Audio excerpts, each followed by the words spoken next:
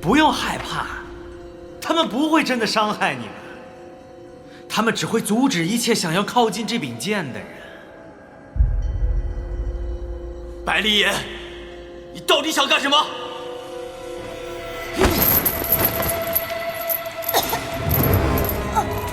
巨人！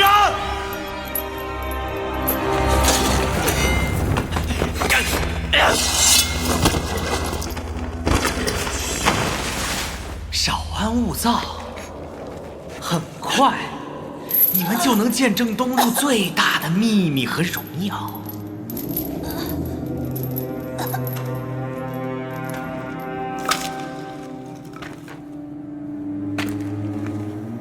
我的父亲曾经是这柄苍云古齿剑的主人。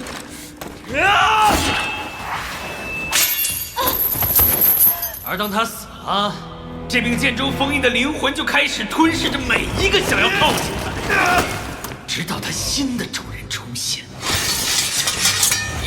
我的父亲，他用自己的身体作为祭器，封印着这把至圣至邪的剑。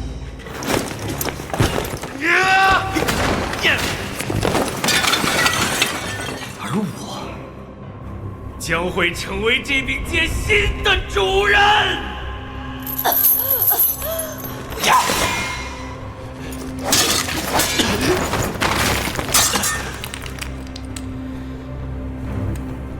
父亲，可以把剑给我了。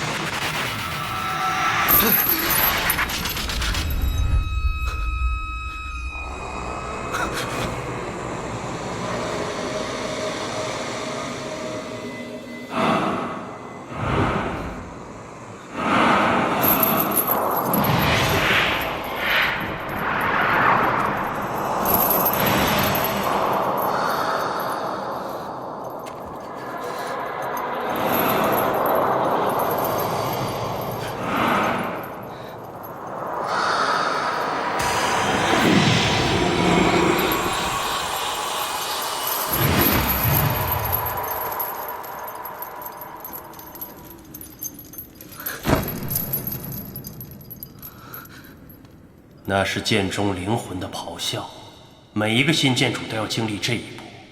但是此刻你有剑的保护，不要害怕，去吧。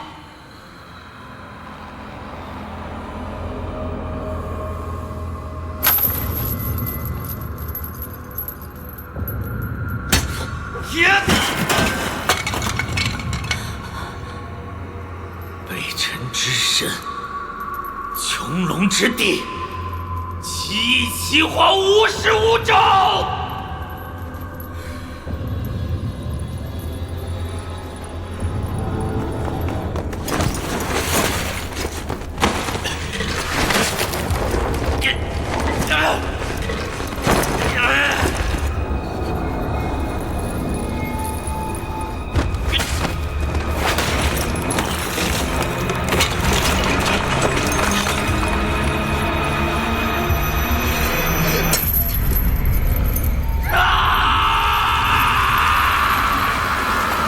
姐，你们没事吧？百里眼，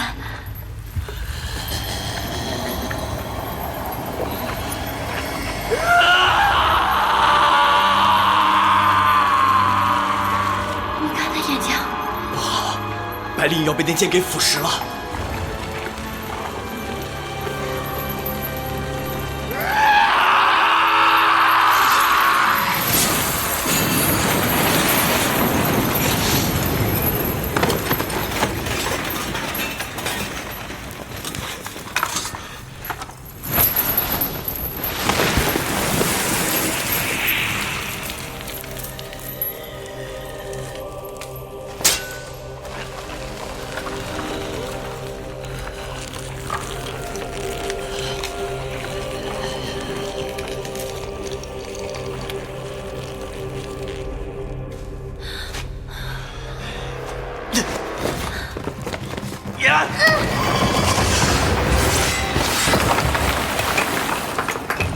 快走！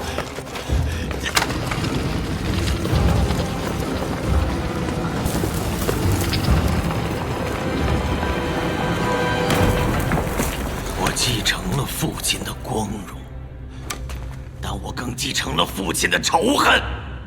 我父亲是天驱的大宗主，可最后杀了他的也是天驱。你们都有天驱的武器，那你们就是和天驱有关。今天，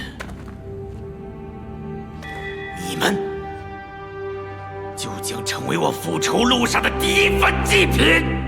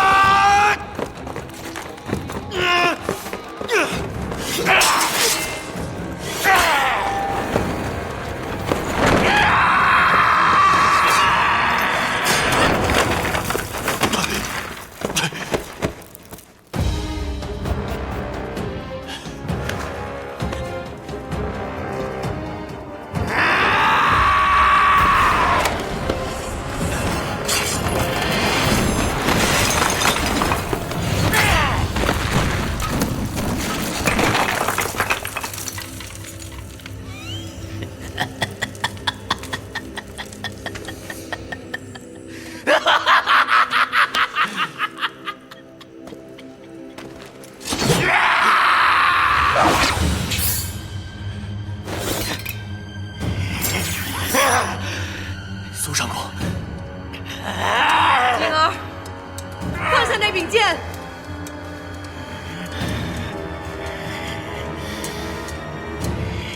世子，快带大家走！苏上公小心，别靠近他。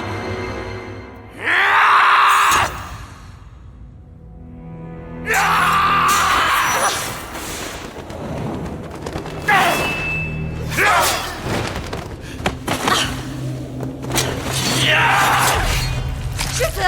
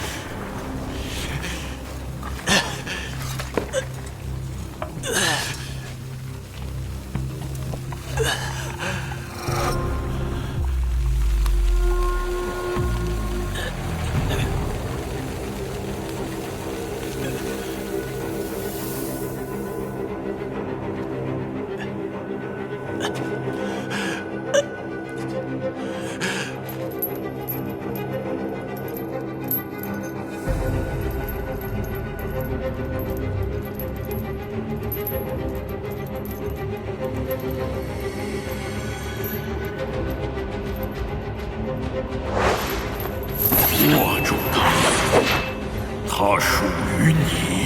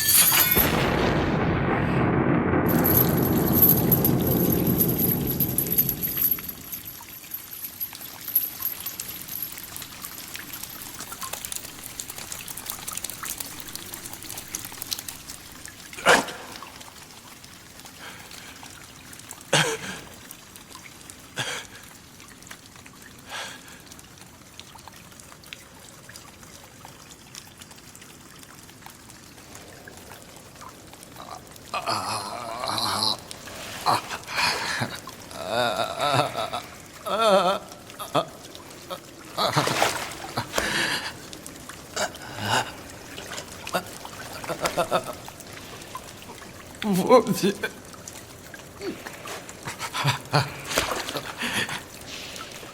我不是那我见的人吗？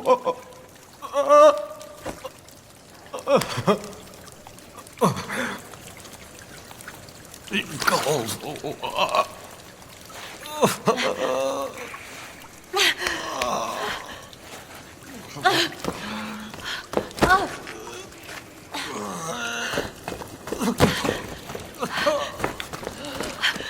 你告诉我为什么？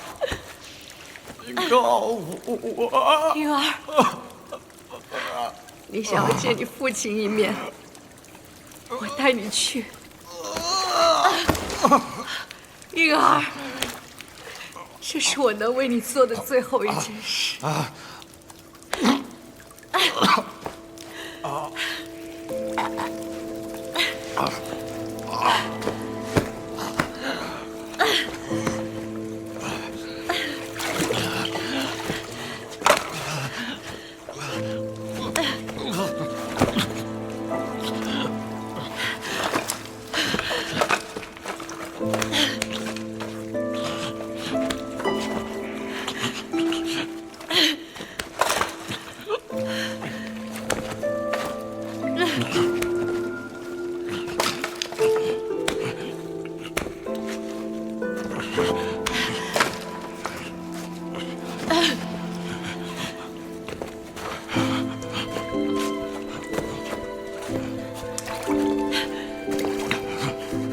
婴儿，婴儿，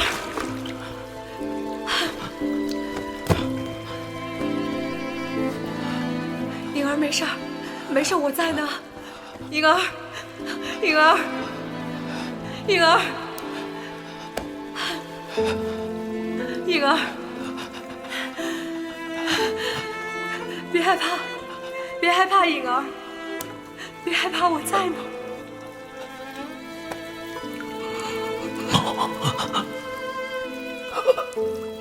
姐，婴儿，婴儿，婴儿。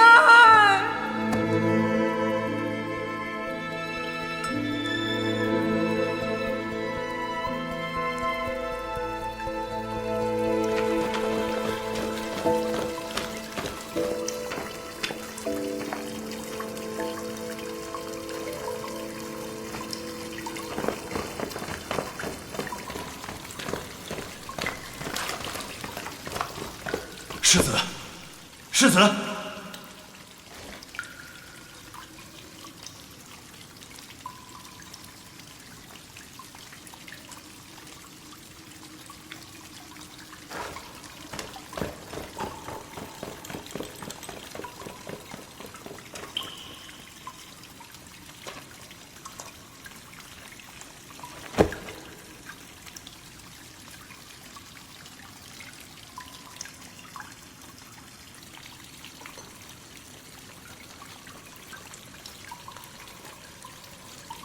铁甲依然在。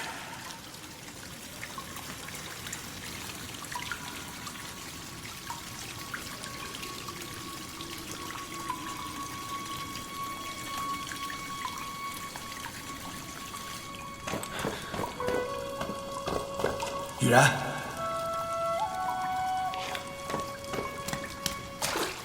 吉野，吉野。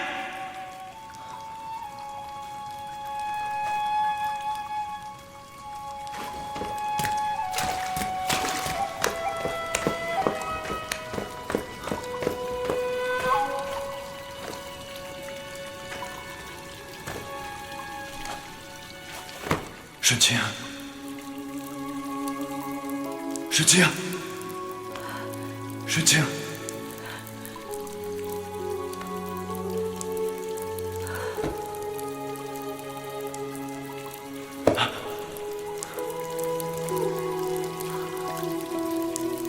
西将军，能再见到你，真好。我以为我此生再也见不到你了。我这就带你走。我们离开下塔，找一个没有人认识我们的地方。我们再也不回来了。谢将军，你走吧，你走。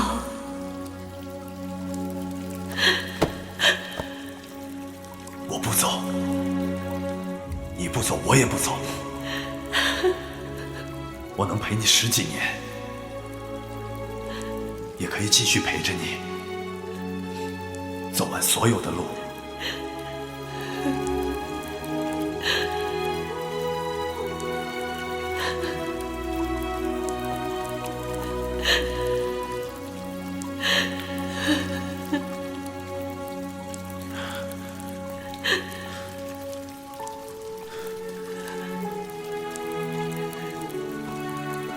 谢将军，我跟你走，我跟你走。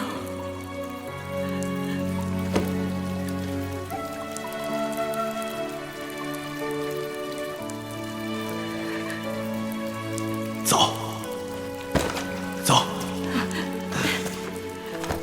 走。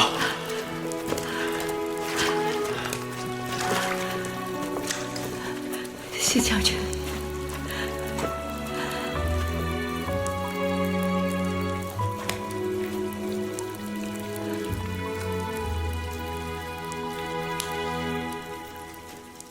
顺清，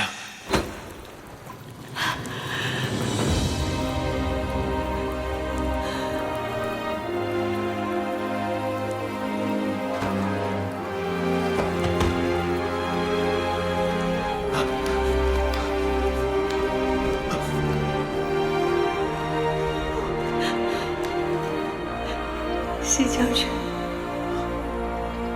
我心里有过你。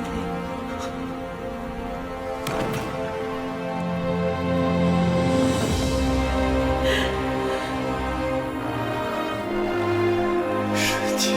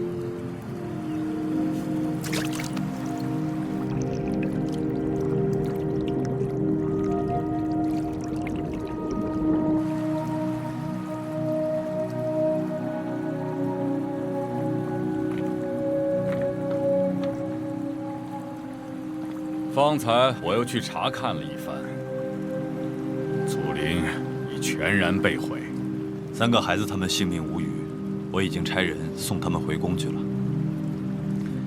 也不知道祖陵发生的这一幕，他们能记得多少？对于这些孩子们来说，恐怕难以接受。该知道的，早晚都会知道的。啊。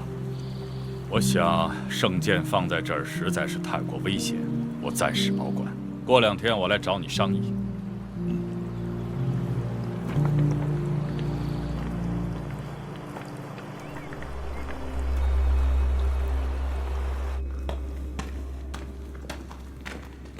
见过国主。情况怎么样？祖陵坍塌，封闭的石门损坏，目前还没有人进去。他们把所有能找到完整的剑都集中在一起了，但似乎没有一把是国主想要的剑。将军事务繁忙，这里就由我来陪着国主吧。是。祖陵的事儿，只能留在祖陵里，明白吗？臣明白。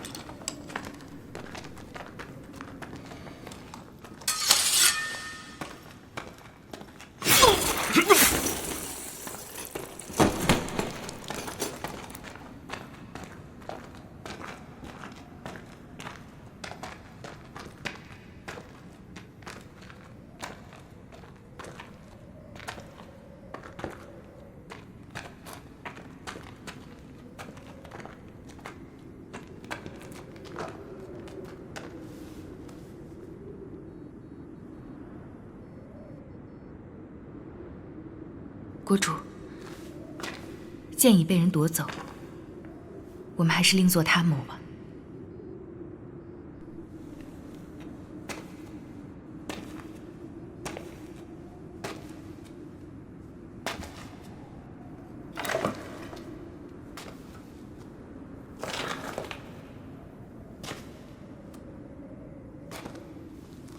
多年以前，我还是个不得志的王子，你还是个复国无望的谋士的时候，我们知道了这把剑的秘密，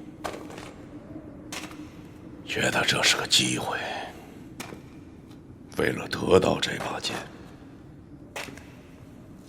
我不惜出卖了右城吉的行踪。现在这剑和天下要离我远去了吗？国主，多少人筹谋天下，用的是一生的时间，我们只是浪费了13年，还有机会。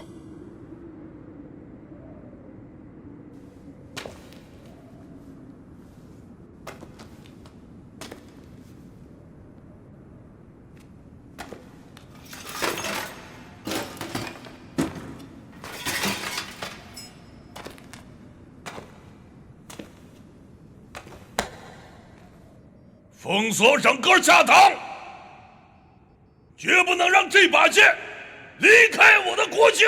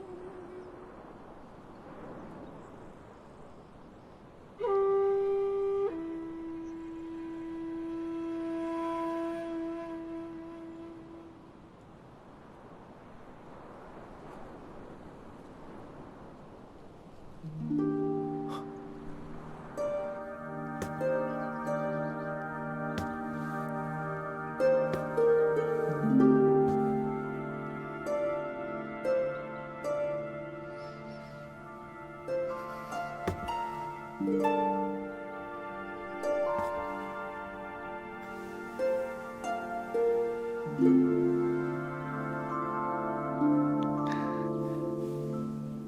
然，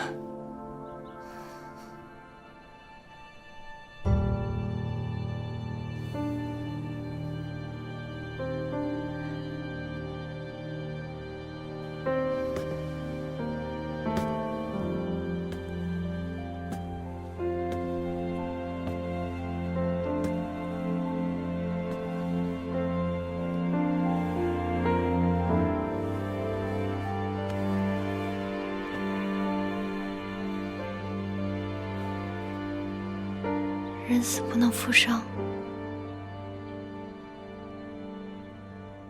这世界上本来就是有多少快乐，就会有多少悲伤。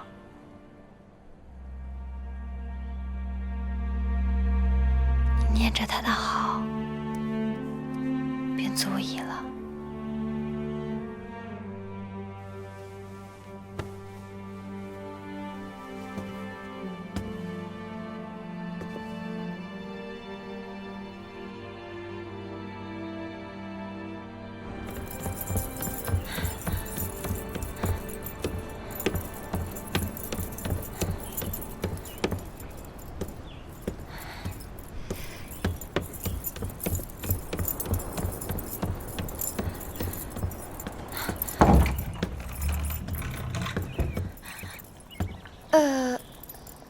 姑姑，又去哪儿玩了？我早上被鸟吵醒了，我去打鸟去了。要是你真睡着了，怕是廊上那些野狗乱吠也叫不醒你吧？你这种小把戏啊，以后就不必在我面前演了。姑姑真是厉害啊！嘘，一天天就知道说。有件事情你必须知道，昨夜城中发生了很大的事情，国主震怒，现在是满城宵禁，到处缉拿歹徒。你最近最好少出去乱跑，不是人人都认得你是郡主，省得你倒是被抓了，我还要去廷尉府要人。怎么会呢？我这么听话是不是？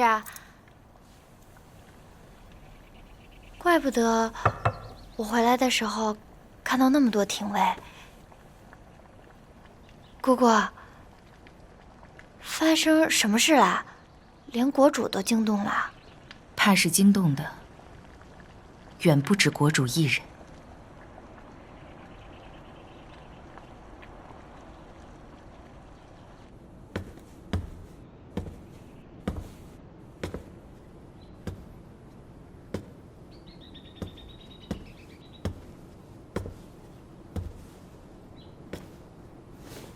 西将军，找我有事？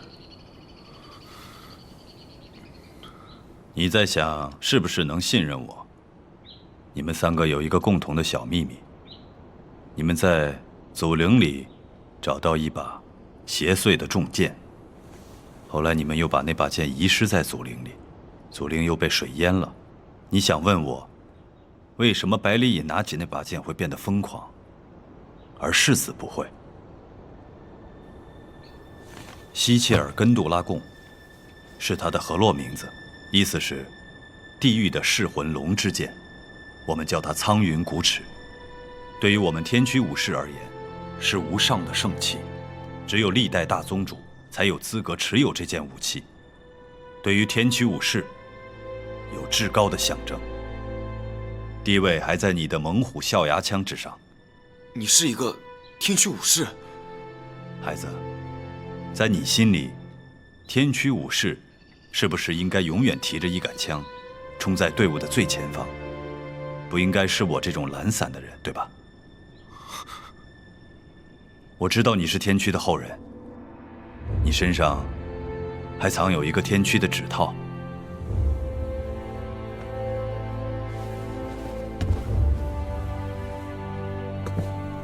你知道这东西会带来杀身之祸。可你依然藏在身上，必定有你的理由。关于天驱的历史，相信令尊已经都给你讲过了。可还有很多我不能告诉你的。你的父亲曾经背弃了天驱，原本天驱在你一生都不会找你，可自从你进入那个地宫，就又和我们有了联系。如果你不愿意加入我们，就从我身后的门离开，把今天听到的全部都忘掉。我相信你不会出卖我们，但如果你愿意加入我们，就要背负巨大的责任，一生都很艰难。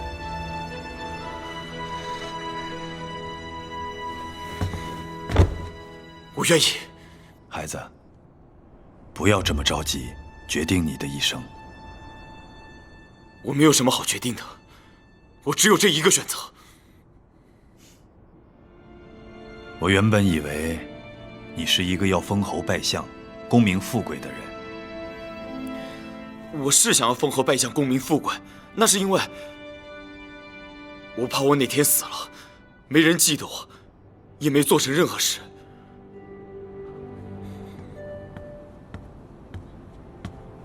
将军，世子到了。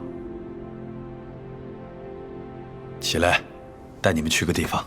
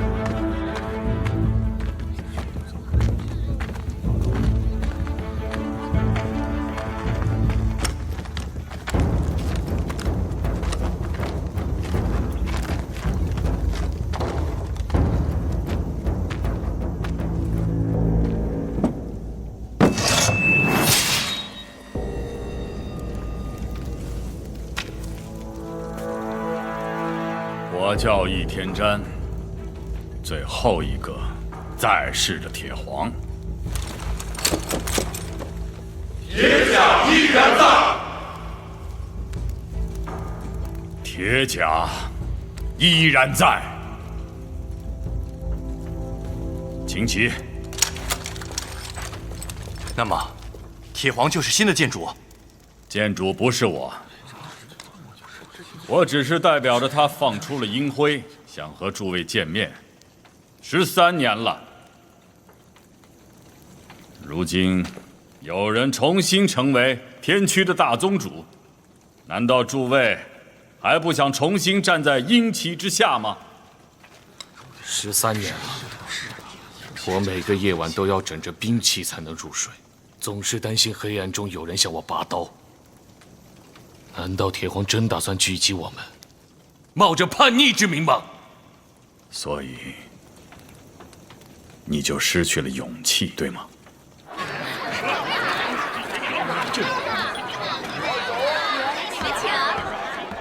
在皇室眼里，我们确实还是一群逆贼，没有了皇室尊重，单凭一把圣剑，能做什么？所以你就失去了信仰，对吗？诸位。你们要见的建主到了。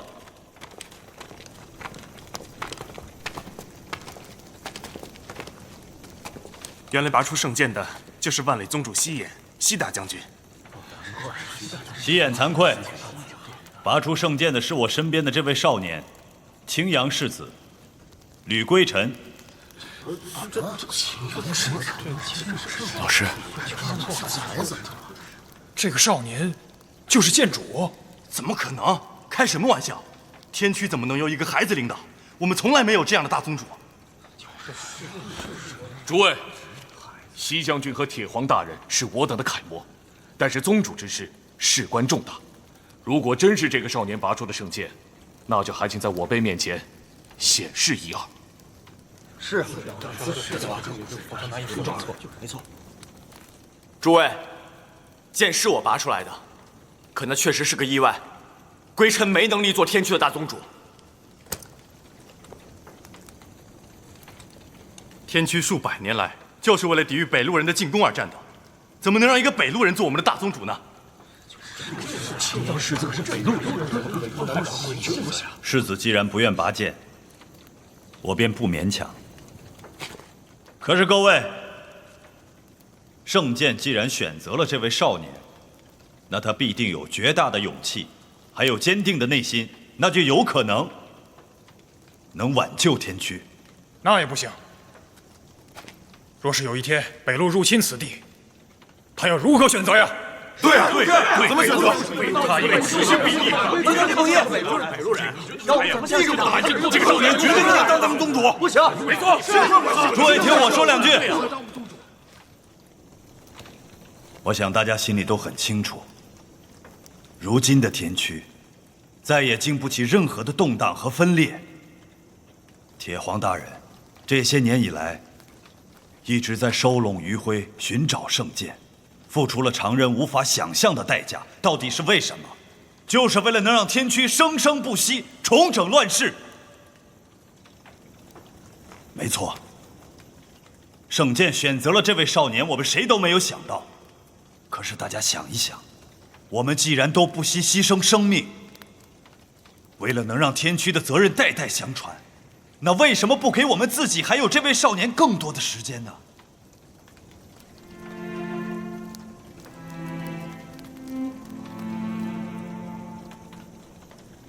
你们的祖辈也曾逆风直火，在最绝苦的境地里，义无反顾地拔剑死战。是的，他们的躯体早已灰飞烟灭，但在我的心里，他们从来都不曾死去，因为他们的血脉依然在你们的躯体里奔涌不息。剑既然已经拔出，那阴旗就必将重新竖起。有人说事发突然，那好，我再给诸位3日，此地就将决定天驱的未来。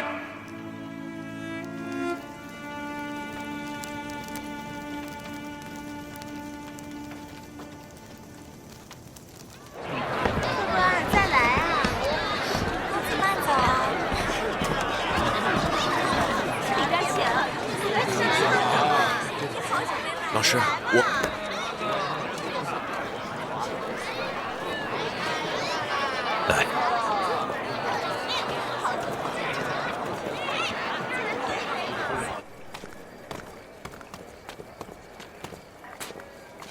世子，我想让你知道，这到底是怎样的一柄剑。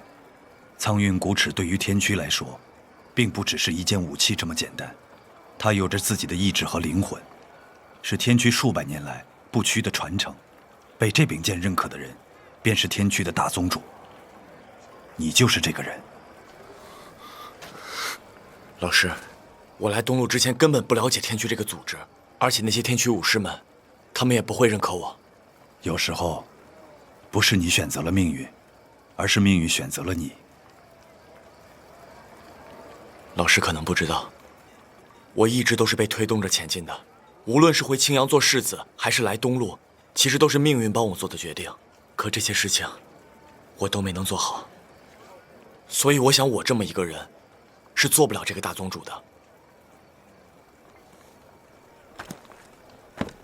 世子，我是一名天驱，也是你的老师。不管你做不做这个大宗主，你都要了解天驱。天驱并不是一个政治派别，也不是一个宗教力量，哪里有邪恶，哪里就有天驱。不管朝代更替，无论时移世易，天驱一直靠武力守卫着和平。我知道，他们改变了历史。抱着改变历史和留下荣光为目的的，都太过功利。只有进入天区，才会知道真正的坚定是对失败、无名、屈辱，甚至污蔑，都可以坦然接受，不忘初衷。我祖父可以，我也一定可以。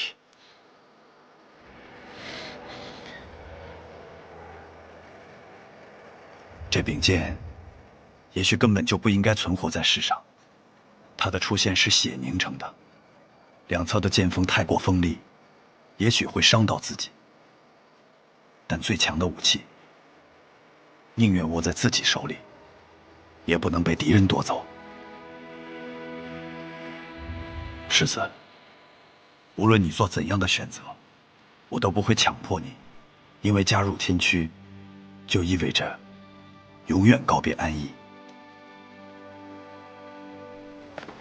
是啊，苏老，无论你怎么选择，你都不要恐惧。这个世上没有什么解决不了的事情，就是有，我也一定会帮你一起解决。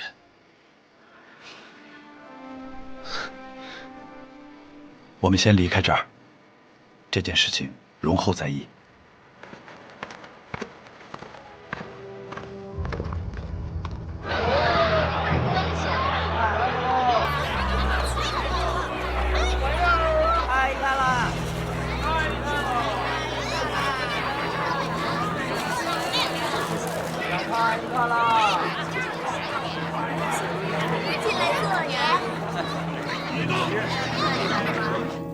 宫外都传说，天驱最后的铁皇要回来了。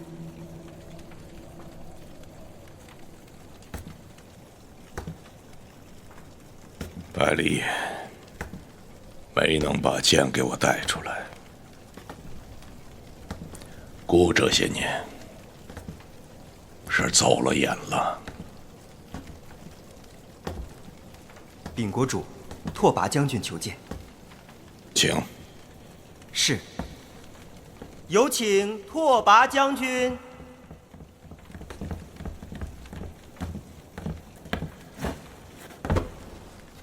叩见国主。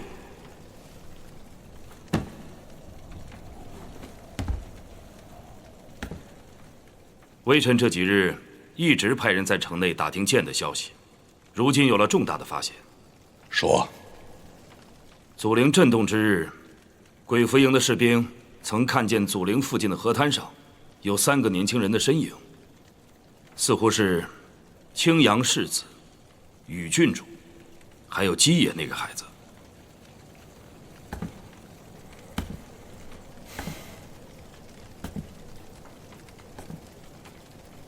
青阳世子是，但具体是何人拔的剑，就无从得知了。士兵见到他们3个人的时候，苍云古齿剑并不在。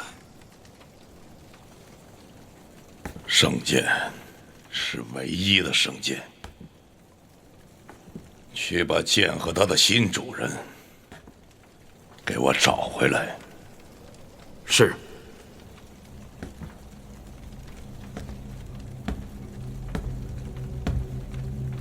南怀城中一直有残余的天驱在活动，苍云古齿剑出世，他们不可能无动于衷。是否趁这个机会将他们一网打尽？将军有什么计划？那个叫基野的孩子，应该能派上用场。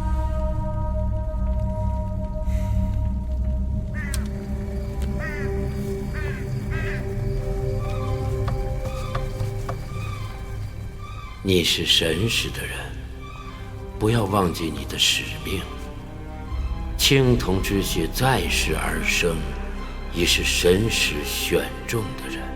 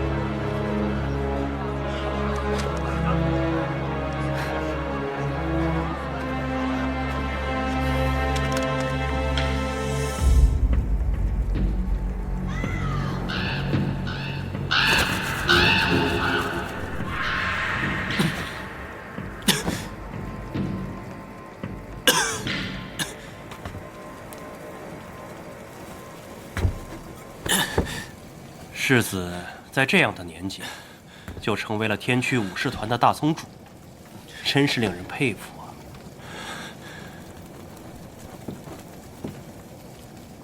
这似乎跟你没什么关系。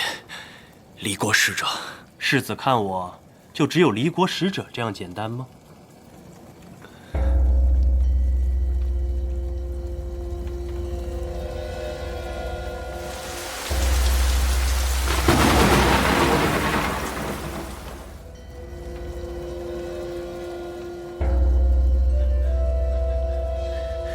你跟那些赤牙是一样的东西。一样，也不一样。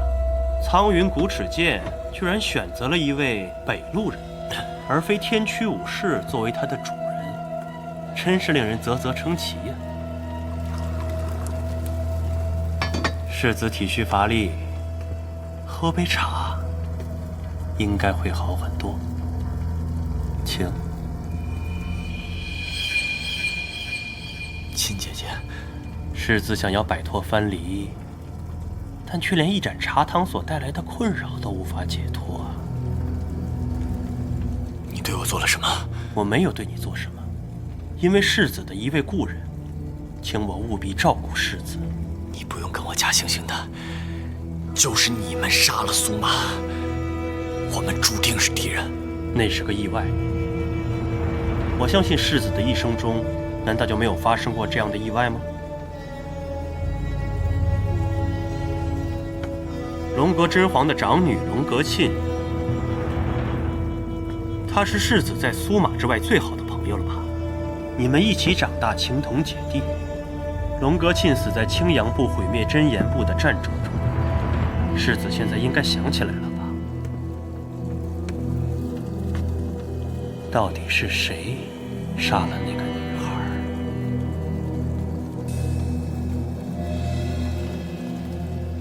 你什么意思？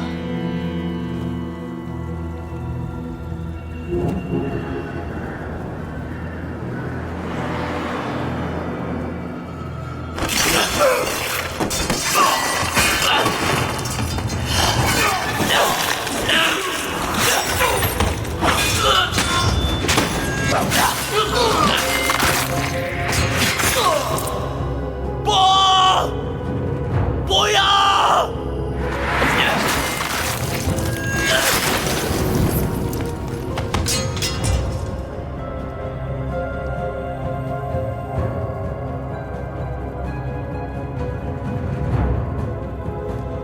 叔叔，什么事啊？慌里慌张。世子出事了，侄儿亲眼看见洛子嫣劫持了世子。什么时候？就刚刚在街上。叔叔，这可怎么办？洛子嫣行事诡秘，如果能让你看到，一定是他故意为之。应该就在附近。世子不必为那件事情所困扰，况且你无法控制自己的杀性，也并不是有意而为之。你是想告诉我，说我身体里面住着一个恶鬼，是吧？你们这些蛊惑人心的手段，我是不会信的。你不相信又能怎样？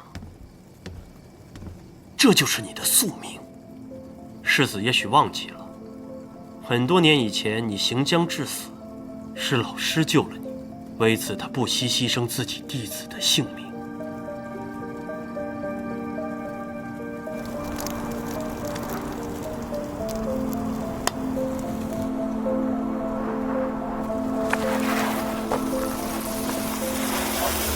世子是个生性慈柔的人，可维系你的性命却要牺牲别人的性命，在世子眼中，你自己与我们这些杀人魔又有什么区别？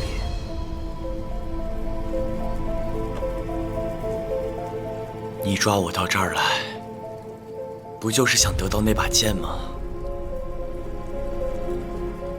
剑不在我身上，我也不会把剑交到你手里。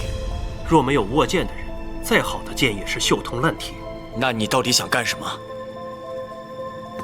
我想要的很简单，想要你知道自己是个什么样的人，然后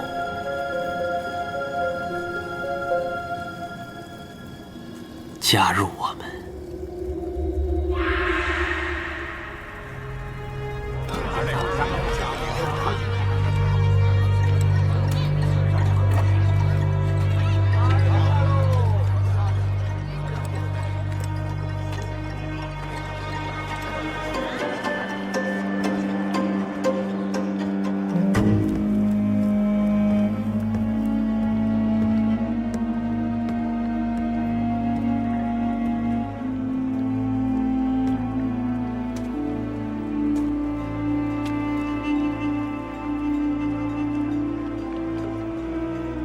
西将军，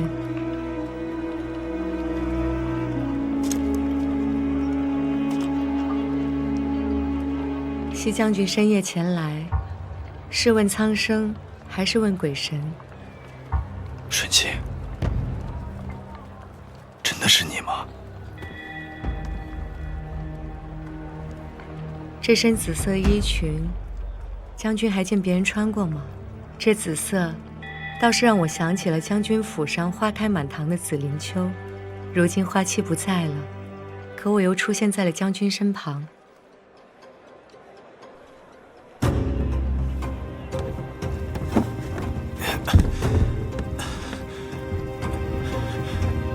世子，你想好了吗？你本来就属于我们，加入陈月，老师会为你治病。我不会接受你们陈月的帮助。如果有一天我真的会变成恶鬼，那么我会在那天之前亲手结束自己的生命。世子真是个固执的人，我低估世子了。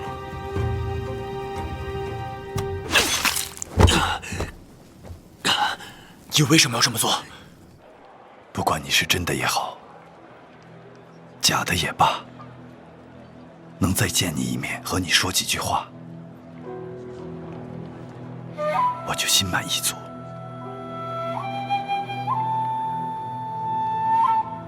从前是时光太短，来不及与你相亲相近。如今我心愿已了，我们有很多的时间。你真的已经放下了吗？如果是，在地宫里你还给我的东西，可以再重新接受吗？当然可以。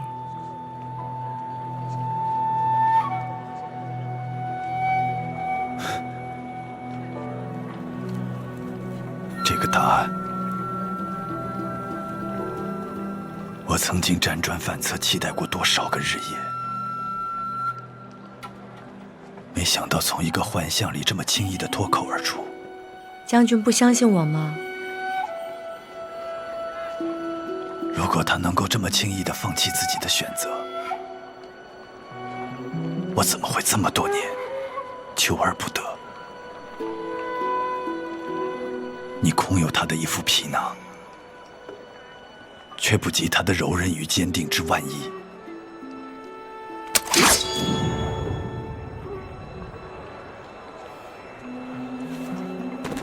世子觉得天区是光明的，我们就让世子去光明的那边。世子觉得我是恶人，觉得陈月是黑暗的，那我的命便是世子的了。直到有一天你会知道，黑暗里的人才是真正关心你的人。世子，你生来就与我们是一体的。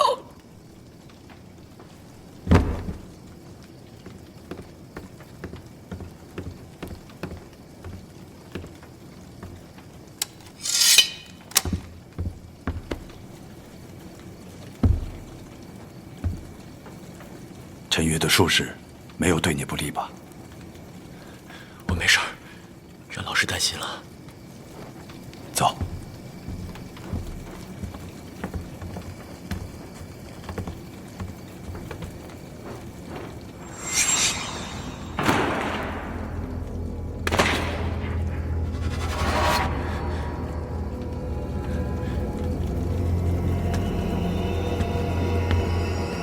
启禀国主，西将军求见。请。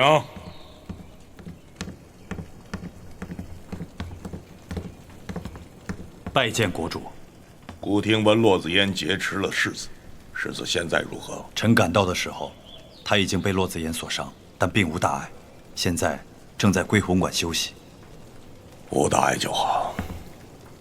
这个骆子嫣现在何处？已经死了，而且他的身份不只是离国的使者。他身死的时候，赤牙的果身空有一副皮囊。这个骆子嫣为什么要劫持世子？据臣猜测，应该和世子来的时候遇刺一样，是有意要破坏我们跟青阳的结盟。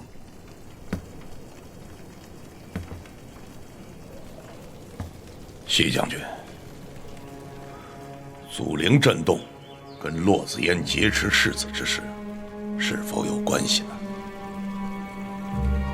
臣不知，臣没有去过祖陵，不敢妄加猜测。西将军，替我照看好世子，不能再出任何差错。是。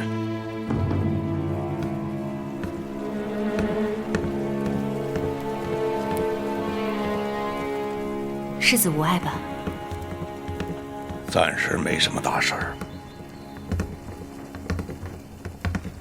只是这个西言好像并未对寡人说出全部的事情。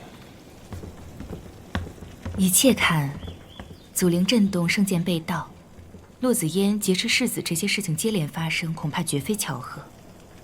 若西将军牵连其中，以他的性格，国主也是多问无益。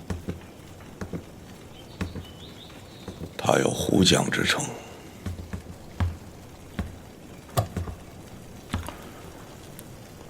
现在正是寡人用人之际，只要他能为我所用便是。还有一事，国师要早做准备。国主请讲。世子和郡主的婚约要尽早操办了。如今是非常时期，是否应该再择佳期？燕儿去了，下堂群狼环伺，寡人需要一个能手握刀剑的人。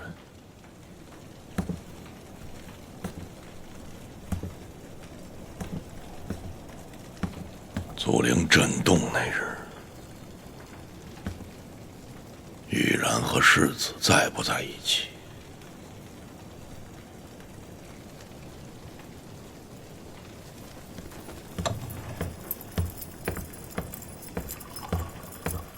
姑姑叫我来，有什么事儿啊？没什么事情就不能叫你来了。最近宫外可不太平，你现在已经是与郡主了，要处处小心才是。郡不郡主的，和我出宫有什么关系啊？我又不会把郡主二字贴在脑门上，出去招摇过市。有逆贼闯入百里家祖陵一事，你可知晓啊？这都闹得满城风雨了，我要是说我不知道，姑姑你信吗？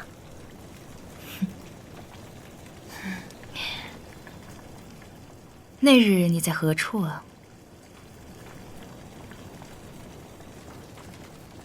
我，这都多久以前的事儿了，我哪还记得啊？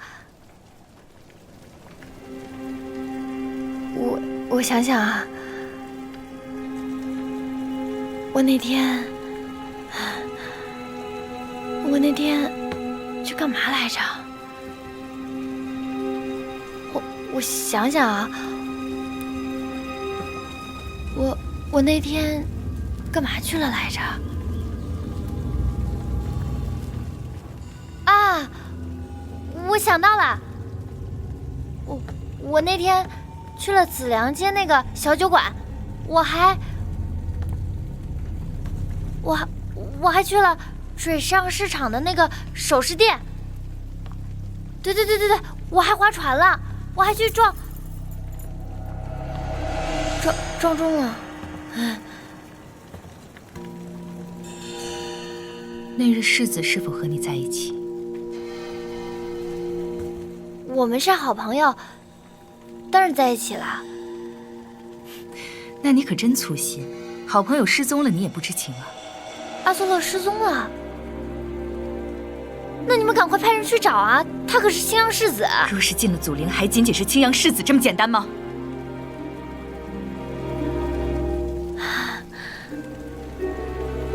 姑姑在说什么呀？我听不懂。前日在南怀城中出现的巨幅标记，你可见过？没有啊。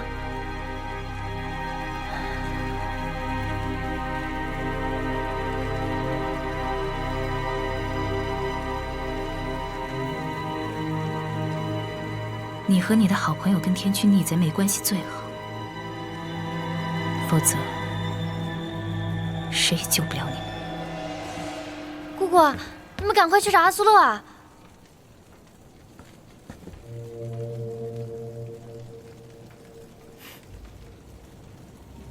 他已回宫了，无碍了。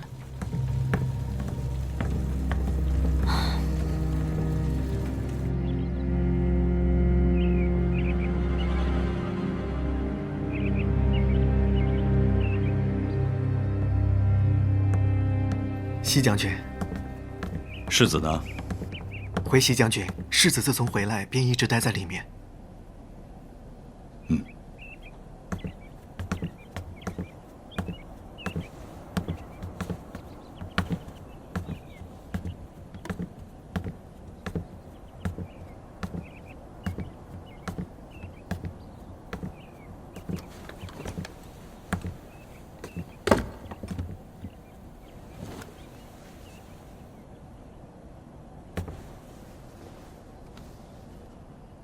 老师，世子似乎心情欠佳。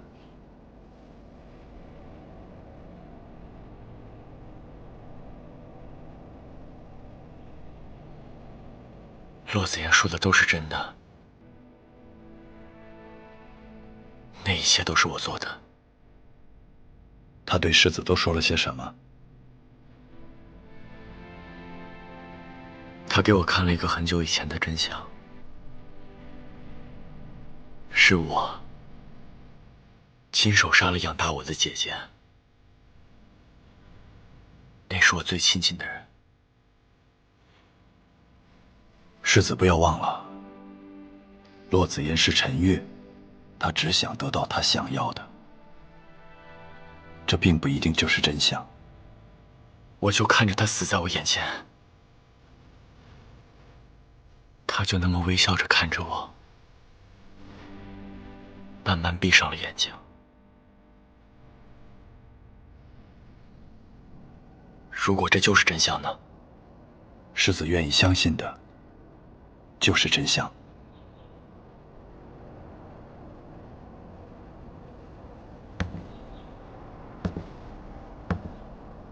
你的姐姐离开了我们，永远都不会再回来了。世子的情绪我无法感同身受，因为我不是你。可是，我也有过相似的感受。在我心底，一直惦记着一个人，他曾经是我的救命恩人。可后来，我却眼睁睁看着他在我面前死去。老师说的是苏尚宫吗？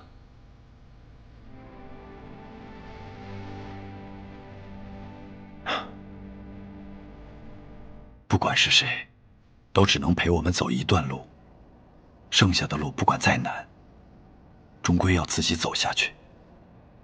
所以世子，每个人都有过去，可你不能让消极的情绪吞噬你。陈月最邪恶的本事，就是发现你内心的痛苦与恐惧，并且诱导你沉溺其中。我想给世子讲个故事。许久未进食了吧？今日不必行师徒之礼，你一边吃，我一边讲。